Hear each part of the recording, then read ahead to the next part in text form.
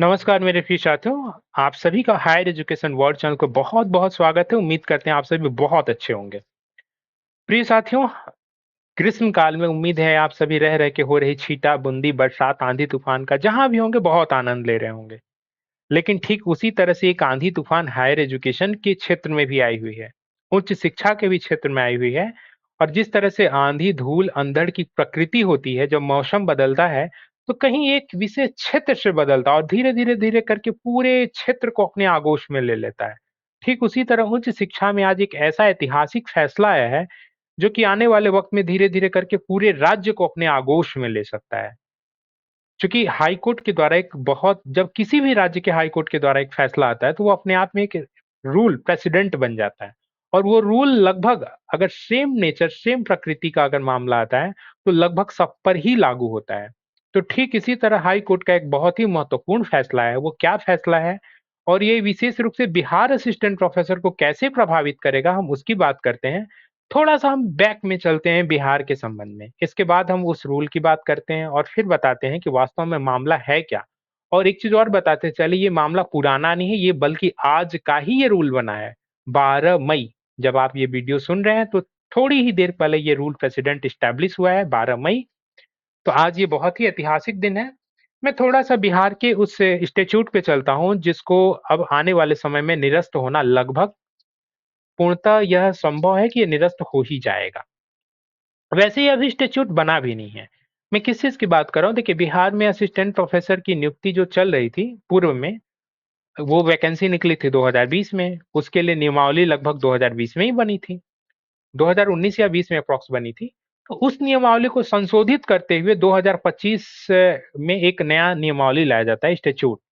और वैसे ये नियमावली अभी स्वीकृत नहीं हुई है, यह मात्र एक ड्राफ्ट है। इसमें बहुत सारे विवाद उत्पन्न हो गए हैं, जिसकी वजह से ड्राफ्ट पे अभी स्वीकृति नहीं बन सकी है। लेकिन आज जब मैं ये वीडियो बना रहा हूँ, तो आज ही की खबर मैं आपको देते चलूँ, आज भी लोक भवन में, राज्यपाल महोदय के यहाँ लोक भवन में, विशेष रूप से इस ड्राफ्ट के संबंध में कुछ लोगों के कहना है कि इस ड्राफ्ट के संबंध में भी एक विशेष बैठक चल रही है। और ऐसा संभव है कि आज इस ड्राफ्ट पर मुहर भी लग जाए। लेकिन आज मुहर लगे या नहीं लगे, आने वाले वक़्त में भी अगर इस ड्राफ्ट पे मुहर लगती है, तो ये ड्राफ्ट समझिए कैंसल होना लगभग तय हो चुका है।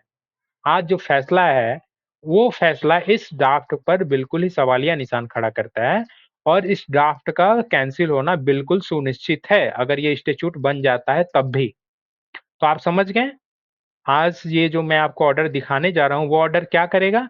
वो ऑर्डर सबसे पहले उसका असर ये होगा कि बिहार में अगर स्टैट्यूट बनती है नई वाली जो असिस्टेंट प्रोफेसर की है, तो ये स्टैट्यूट कैंसल हो जाएगी। इस स्टैट्यूट में प्रमुख रूप से था क्या? स्टैट्यूट में प्रमुख रूप से ये था कि यूजीसी के नियमावली को तोड़-मड़ोड़ करके अपने ढंग से एक नियमावली बनाई गई थी जिसमें कहा क्या गया था? इसमें कहा ये गया था कि इसमें लिखित परीक्षा होगी और इंटरव्यू होगा और उसके आधार पे चयन होगा। आपको बताते चलें कि 2020 में जो इंटरव्यू की प्रक्रिया थी, उसमें केवल शायद 12 या साढ़े 12% इंटरव्यू का वेटेज था और इस बार 20% इंटरव्यू का वेटेज दिया जा रहा था। मतलब इंटरव्यू के मार्क्स और बढ़ा दिए गए थे और पूर्णतः लिखित परीक्षा के आधार पर चयन प्रक्रिया की बात इस इंस्टीट्यूट के अंतर्गत कही जा रही थी। इसमें एकेडमिक परफॉर्मेंस इंडेक्स कोई ज़िक्र नहीं था, एक्यूआई का कोई ज़िक्र नहीं था, पीएचडी हो, नेट हो, जेआरएफ हो, कोई मतलब नहीं था। आपके पास टीचिंग एक्सपीरियंस है, नहीं है, आप यूएस से पढ़ा के आए हैं कि जर्मनी से कि जापान से, कोई मतलब नहीं है, ठीक है? आपको अनुभव का कोई अंक नहीं दिया जाएगा। आप नेट हैं, जेआरएफ हैं, पीएचडी हैं, कोई अंक नहीं दिया जाएगा। तो मूल रूप से उम्मीद है आप समझ चुके होंगे ये स्टैट्यूट। आपको लग रहा होगा इसमें नई क्या बात है? भई देश के अन्य-अन्य राज्यों में बहुत जगह लिखित परीक्षा के आधार पे चयन होता है और इंटरव्यू होता है। तो फिर इसमें नई बात क्या है? बिहार में भी ये नियम आ गया था। देखिए, एक चीज़ समझिए, जब तक जो नियमावली चैलेंज नहीं हुआ तब तक तो ठीक है। लेकिन जिस दिन जो नियमावली चैलेंज हो गई और वो नियमावली पर अगर प्रश्न चिन्ह खड़ा हो जाता है और वो नियमावली निरस्त कर दी जाती है, तो उसी दिन से समझिए अब वो नियमावली प्रश्न चिन्ह के दायरे में आ गई। जहाँ पर भी यूजीसी की नियमावली को तोड़-मड़ोड़ कर नई नियमावली बनाकर चयन प्रक्रिया चल रही थी, ऐसा संभव है कि वहाँ पर कोर्ट में चैलेंज ही नहीं किया गया था। इस वजह से वो नियमावली एज़ इट इज़ चल रही थी। तो लग रहा था कि हाँ, ठीक है, ये नियमावली चल रही है तो वो स्वीकार्य है। लेकिन अब नया और ताज़ा आज का मामला है जो कि पूरी की पूरी नियुक्ति प्रक्रिया को कैंसल कर दे और वो कहाँ की प्रक्रिया थी? हरियाणा पब्लिक सर्विस कमीशन द्वारा असिस्टेंट प्रोफेसर की वैकेंसी लाई गई थी और उस वैकेंसी को माननीय न्यायालय के द्वारा पूर्णतः कैंसिल कर दिया गया है। ठीक है, ये पूर्णतः कैंसिल कर दिया गया और इसके पीछे तर्क क्या दिया गया है कि आपने यूजीसी रेगुलेशन 2018 का पालन नहीं किया। ओके, मैं आपको एक एक चीज सिलसिलेवार तरीके से बताता हूँ। देखिए, ये है वो कोर्ट ऑर्डर, आप स्क्रीन पर नजरें बनाए रखिए। और एक चीज और आपको बताते चलूं, ये कोर्ट ऑर्डर कुल 31 पेज का है। मैं इस कोर्ट ऑर्डर को अगर पूरा पढ़ूंगा तो ये वीडियो बहुत लंबा चल जाएगा, इसलिए इस कोर्ट ऑर्डर की जो प्रमुख प्रमुख बातें मैं आपको वो शॉर्ट में रख दूंगा। ठीक है, एक चीज पहली बात ये समझिए कि ये कोर्ट ऑर्डर आज ही का है। ठीक है, आपको मैं नीचे चल के इसका डेट दिखा देता हूं ताकि आपको ये संशय किसी तरह का न रहे। देखिए, आप देख पा रहे हैं 12/5/2026, ये 12/5/2026, ये आज ही 12 मई का ये ऑर्डर है। ओके, तो ये वास्तव में केस किसके द्वारा किया गया था? देखिए, इसमें बहुत सारे पिटिशनर हैं, कोई एक दो नहीं है। आशा रानी एंड अदर्स, इसी तरह आप देखेंगे विनीता रंगा एंड अदर्स, ठीक है, गौरी यादव एंड अदर्स, बहुत सारे ये कोर्ट केसेस है। देखिए, ये आज का जो वीडियो है ना, ये हायर एजुकेशन वार्ड चैनल के ही प्रमुख सदस्य हैं, डॉक्टर देवंजन बशक जी वेस्ट बंगाल से हैं और उन्हीं के सौजन्य से वीडियो बन रहा है, क्योंकि उन्होंने ही सारे इंफॉर्मेशन और सारे जितने भी लूप होल्स थे, जो भी कोर्ट केसेस हुआ और जो भी घटनाएं आज माननीय न्यायालय में हुई, जो जो बहस के दरमियान, जो जो इस कोर्ट के बहस के दरमियान सिलसिलेवार तरीके से जितनी भी घटनाएं हुई, सारी चीजों को उनके द्वारा रखा गया है और उन्हीं के सौजन्य से वीडियो आपके समक्ष प्रस्तुत किया जा रहा है। तो देखिए, इसमें बहुत सारे पिटिशनर थे। ओके, तो इसमें जब जो फैसला आता है वो हम फैसले की ओर सीधे चलते हैं। ठीक है, क्योंकि 31 पेज का है और एक एक चीज को मैं यहाँ पर आपको पॉइंट आउट करूंगा तो बहुत वीडियो लंबा चला जाएगा। देखिए, प्रमुख रूप से ये मामला क्या है भाई, CWP 565/2026 का मामला है। ठीक है, इसमें देखिए अलग अलग है ना, CWP 3978, ऐसे ऐसे तो बहुत सारे इसमें केस नंबर हैं, उनके आधार पे केस है। ये मामला 12 मई 2026 को सुनाया गया है, यानी आज के लिए सुनाया गया है। प्रमुख रूप से किससे संबंधित है? उच्च शिक्षा विभाग असिस्टेंट प्रोफेसर अंग्रेजी के पदों से संबंधित है, जिसमें कुल 613 पद थे। ओके, और साथ ही साथ ये होम साइंस, ये दो विषयों को प्रभावित किया है। ऐसा क्यों दो विषयों को प्रभावित किया है? ये देखिए, होम साइंस का कोर्ट ऑर्डर है जो आपके समक्ष दूसरा कोर्ट ऑर्डर है। देखिए, ये दो कोर्ट ऑर्डर है, एक तो ये हो गया, पहला वाला ये हो गया, और दूसरा कोर्ट ऑर्डर देखिए ये हो गया। ये होम साइंस से संबंधित मामला, दोनों को ही निरस्त कर दिया गया है। बाकी विषयों को निरस्त इसलिए नहीं किया गया क्योंकि कई विषयों के रिजल्ट प्रकाशित होकर के ज्वाइनिंग हो चुकी थी, इसलिए कोर्ट ने उसमें छेड़खानी नहीं किया है, छेड़छाड़ नहीं किया है। लेकिन इन दो विषयों में पूर्णतः निरस्त कर दिया है, क्योंकि अभी इसमें ज्वाइनिंग वगैरह नहीं हुई थी, ये अभी प्रक्रियाधीन मामला था। वास्तव में मामला क्या था? देखिए, वास्तव मामला ये था कि इसमें 2022 में एक ज्ञापन के अंतर्गत, मेमोरेंडम के अंतर्गत एक रूल जारी किया जाता है हरियाणा सरकार द्वारा, 11 नवंबर 2022 को एक ज्ञापन के द्वारा, जिसमें क्या किया जाता है, जिसमें विश्वविद्यालय अनुदान आयोग यूजीसी 2018 के नियमों में कुछ बदलाव किए गया। क्या क्या बदलाव किया गया?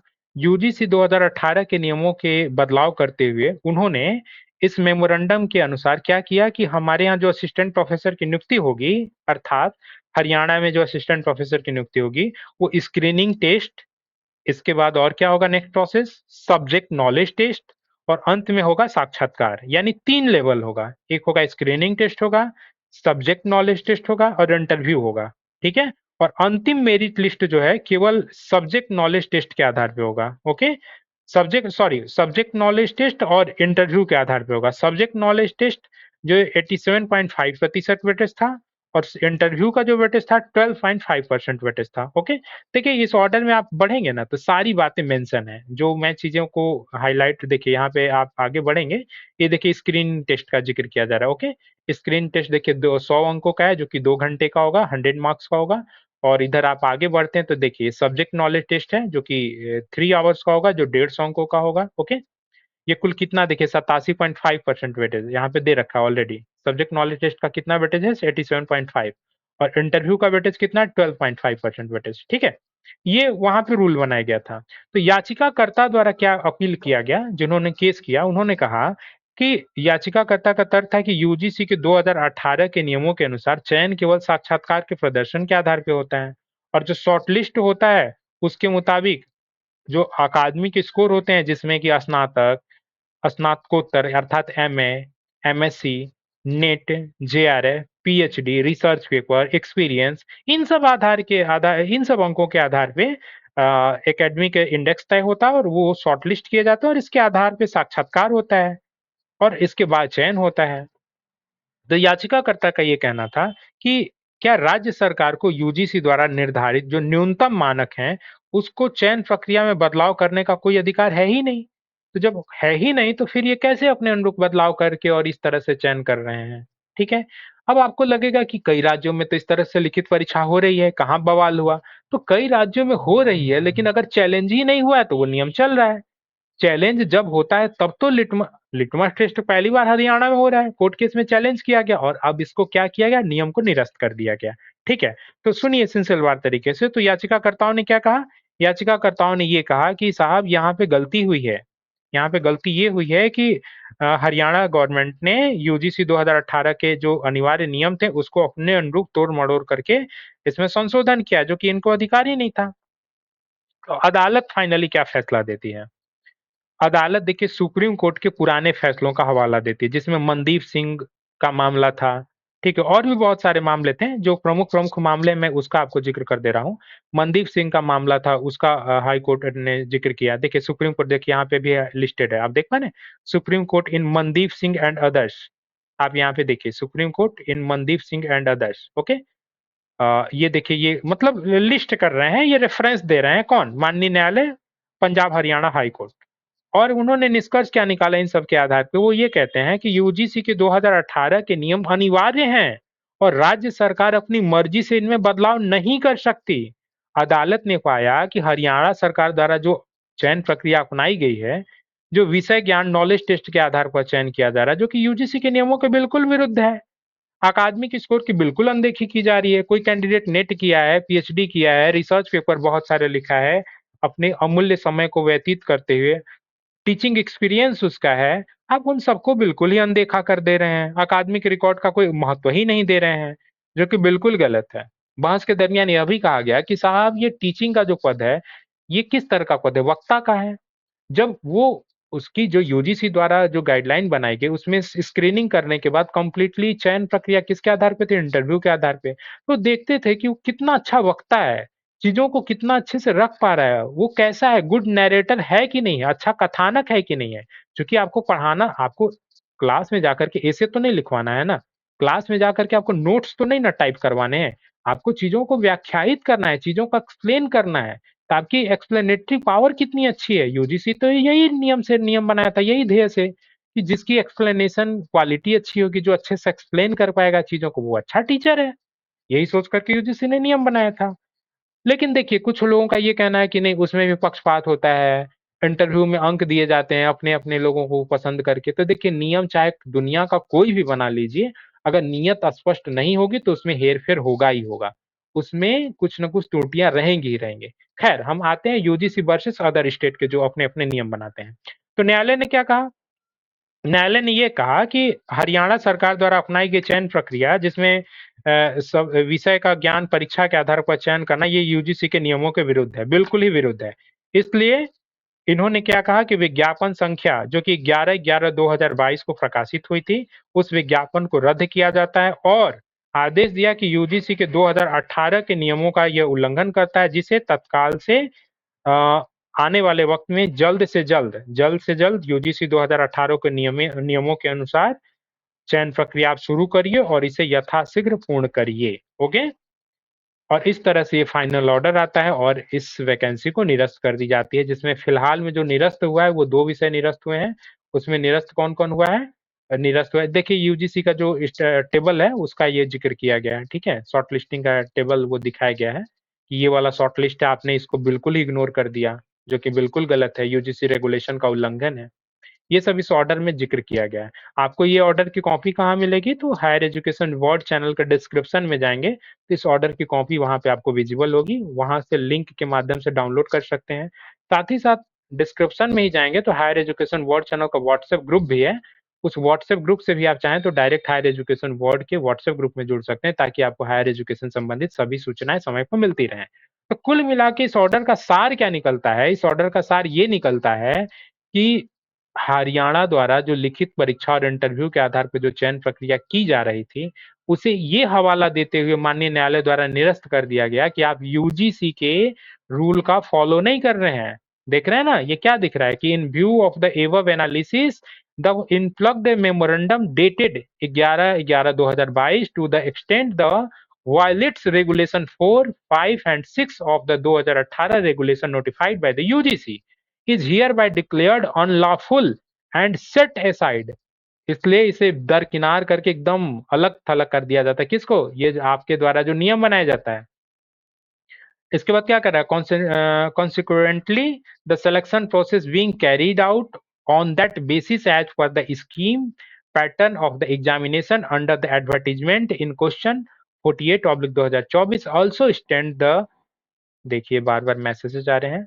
ठीक है, इस तरह से ये कुल मिलाकर जब आप इसको पढ़ेंगे ना तो ये निरस्त कर दिया गया वैकेंसी को। ठीक है, तो ये आपको बिहार वाले पे क्या असर पड़ेगा? बिहार में अगर ये इंस्टीट्यूट बनता है तो यही चीज तो बिहार में भी लाई जा रही थी। यूजीसी के नियमावली को बिल्कुल तोड़ मरोड़ करके एपीआई का बिल्कुल महत्व नहीं दिया जा रहा था। जितने भी अकादमिक रूप से अंक लिए गए हैं, पीएचडी किया गया, रिसर्च पेपर की लिखा गया, नेट जेआरएफ किया गया, उसको तोड़ मरोड़ करके अपने ढंग से किया जा रहा था। तो ये अगर ड्राफ्ट बनता है तो बिहार में भी समझिए अब ये ड्राफ्ट का कैंसिल होना 200% तय हो गया है। क्योंकि एक हाई कोर्ट के जब फैसले आते हैं, सेम अगर उसी प्रकृति का कोई दूसरा मामला आता है तो वो तो रूल हो जाता है, वो प्रेसिडेंट अपने आप में है, ऑर्डर है ऑलरेडी एक। तो इसलिए अब मानकर चलिए कि आने वाले वक्त में जो बिहार में असिस्टेंट प्रोफेसर की नियुक्ति प्रक्रिया होगी वो एपीआई बेसिस ही होगी। मैं एक चीज फिर से बता रहा हूँ, इसमें मैं बिल्कुल बायस्ड होकर के कोई चीजें आपके समक्ष नहीं कह रहा हूँ। जो रूल्स यहाँ पर दिख रहे हैं, जो कोर्ट ऑर्डर आया हुआ है, जो यूजीसी की रेगुलेशन कहती है, मैं उन आधार पर आपके समक्ष चीजों को रख रहा हूँ। इसमें मैं अपनी तरफ से कोई चीजों को ना ऐड ऑन किया हूँ, ना कोई भी बातें रख रहा हूँ। जो रूल्स कहता है वो चीजें मैं आपके समक्ष रख रहा हूँ। चैनल पर आप आखिर तक बने रहें, इसके लिए आपका बहुत बहुत धन्यवाद। आपके जो भी सुझाव हैं या जो भी आप चीजें कहना चाहते हैं, इस वीडियो के कमेंट सेक्शन में आप जरूर लिखिएगा। मैं उन सुझावों को पढ़ूंगा और अगर लगेगा कि नहीं उन सुझावों पर आपका उत्तर देना चाहिए, उन सुझावों के आधार पर आगामी दिनों में वीडियो बनना चाहिए, उस पर जरूर अमल किया जाएगा। आप चैनल पर आखिर तक बने रहे, इसके लिए बहुत बहुत धन्यवाद। और मेरा भी मोटिवेशन लेवल बना रहे, इसलिए वीडियो को अगर पसंद आता है तो इसे लाइक जरूर किया करें। सूचनाएं सब तक पहुंचे, इसलिए इस वीडियो को अधिक से अधिक शेयर भी करें। Thank you so much. Channel पर आखिर तक बने रहे, इसके लिए आपका बहुत बहुत धन्यवाद। Thank you.